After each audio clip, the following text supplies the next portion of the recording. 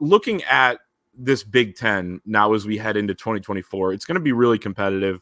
It's not going to be, going through the schedule where you don't play a competitive game until November 11th, like Michigan did last year when they finally played Penn State. It's going to be challenging.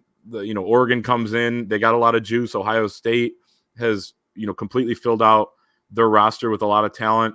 Where does Michigan fit near the top of the Big Ten? Who do you have maybe as the favorites going in?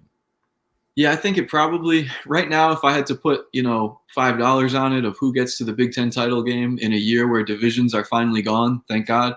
I think I probably look at Oregon and Ohio State right now, just because there's not enough at quarterback for Michigan yet for me to feel comfortable putting them in that elite category. But I put them right below Oregon and Ohio State in terms of teams that could certainly challenge for the Big Ten title game. To me, the thing about Michigan's quarterback situation is if they choose Alex Orji, I think the offense looks very, very different than if they choose Jack Tuttle or Davis Warren. And that doesn't mean there's no overlap. Again, I thought that was a pretty good point that you and Anthony made on the podcast last week, is that even if Orji is the number 2 guy or the number 3, whatever it is, he's probably going to get mixed in certain ways so that they can use his athleticism, which I think is important to remember.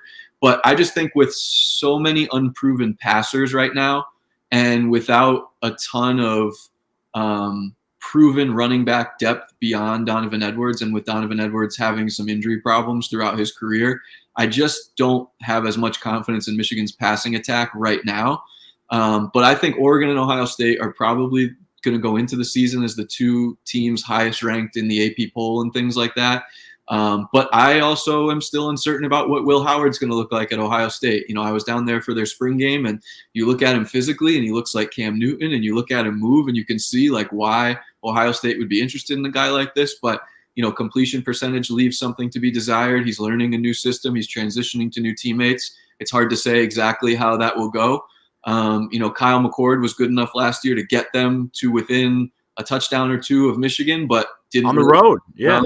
They were a great team, but ultimately wasn't good enough to get them to the Big Ten title game or a playoff. So you would think that they believe Will Howard or Devin Brown is going to be better than that, but until you see it, you still don't know.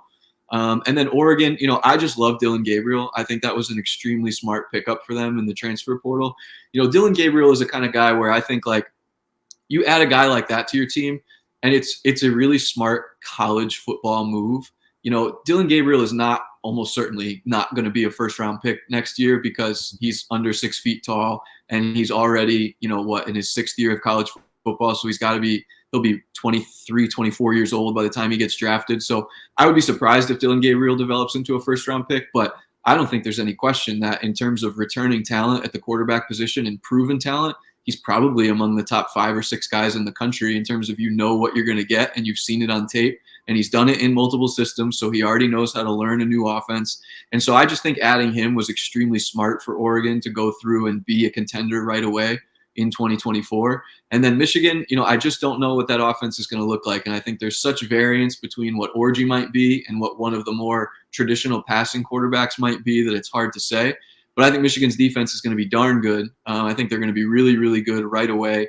And even though the offensive line is going to have to change a bunch of faces, and even though there's maybe a little bit of concern at how it looks at tackle, I just have enough faith in Grant Newsome and Sharon Moore to figure it out with the bodies that they have and the player development that they've shown over the last few years, to where I don't think that will be a big issue. To me, it's quarterback play, wide receiver, and whether Donovan Edwards can stay healthy. Those are kind of my 3 biggest questions about Michigan's offense. But I firmly put Michigan 3rd, maybe just fighting for 2nd right now in that Big Ten hierarchy. But it would not surprise me at all if they made it back to the Big Ten title game. I think they have enough talent to do it. I just don't know if that talent is proven yet. So that's kind of what I'm curious to see. No, I think that's very fair. You mentioned being down in Columbus for the spring game. Obviously, they boosted their roster. It might have been Josh Pate, said it was. I don't want to credit this to him if he didn't say it, but somebody that was listened to on some sort of clip. It's the best roster money can buy, that sort of thing. They bring in Caleb Downs. Chip Kelly's there to run the offense now. I know it was going to be Bill O'Brien.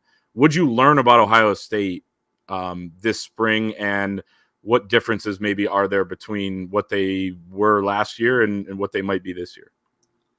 Well, I think one of the things that's going to be really interesting to watch is whether or not they run the football a little bit more than they have throughout Ryan Day's tenure. And part of that is because of a change in play caller, with Ryan Day finally giving up play calling after wrestling with that decision for a couple of seasons. He brings in Chip Kelly, as you noted, who was the head coach at UCLA, who leaves his position as a head coach to come be a coordinator at Ohio State on a big money contract. And I think with Chip Kelly's background, both at UCLA and at Oregon and in the NFL with the Eagles and the 49ers, he's going to make an effort to run the ball, and he's going to find ways to run the ball pretty effectively if his track record is any indication.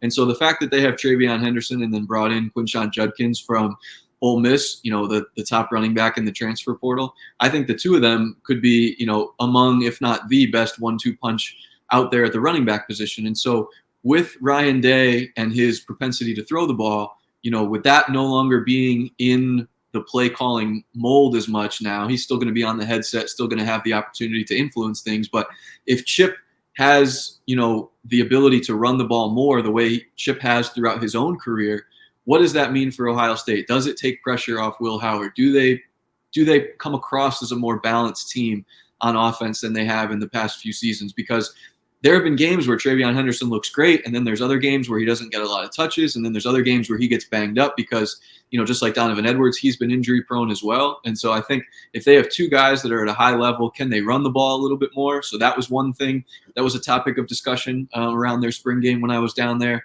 And then the other side of the ball, it's just how good they think this defense is going to be.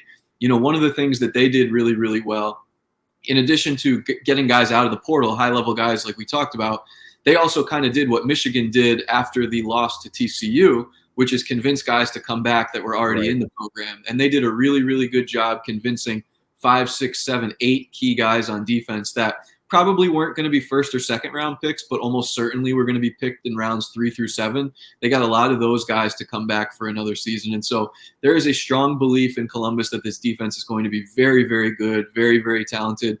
And if not the best in the country, certainly one of the best in the country. So that could potentially take a little bit of pressure off of Will Howard or whoever wins that quarterback competition as well.